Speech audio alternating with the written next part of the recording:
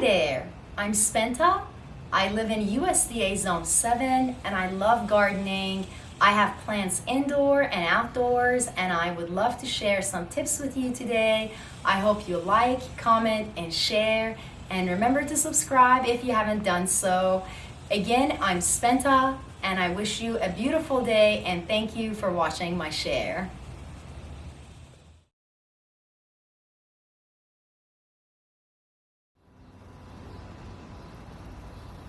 Hi there, I'm Spenta and I live in USDA Zone 7 and today I'm sharing one of my perennial plants that does really well with succession planting. Here is my Canna lily and it is a beautiful plant that is perennial to USDA Zone 7 through 11. I have seen other Canna lily plants that are hardy to zones 8 through 11 or 8 through 10. So when you are purchasing this plant, make sure from your local nursery that you ask if it is hardy to your zone. All plants, you should double check if you are wanting to do perennial gardening. You should always double check to see how much sun it requires. This plant, for example, it requires full sun and it grows really well. During the autumn season, it dies back for me.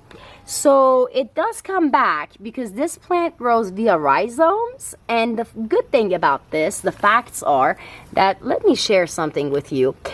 During autumn season, after this dies back, I come over and I cover this whole area starting from here all the way to over there with 3 layers of mulch, and this plant has done really well. It's only a 3rd year Canna, so it's done really well, and I've been able to take cuttings from this plant and successfully transplanting them to other areas of my garden. They can take over if you don't watch them. However, it does take some time. So during springtime, when there are small shoots coming out of the ground, that's a sign, and that's a good time for you to take this plant and divide it via rhizome, or you can take the whole plant out of the ground and actually take cuttings from it so you can transplant it successfully into other areas of your garden. So that's what I've been doing and it has worked so far, and I have transplanted this particular Canna lily in other areas of my gardens in sections, and I'm really happy with the way it's growing. Just like this, I like it.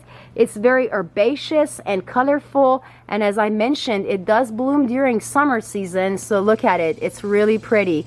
Again, I'm Spenta. I thank you for watching my share. I do recommend growing Canna lilies in your gardens. They are great for succession planting.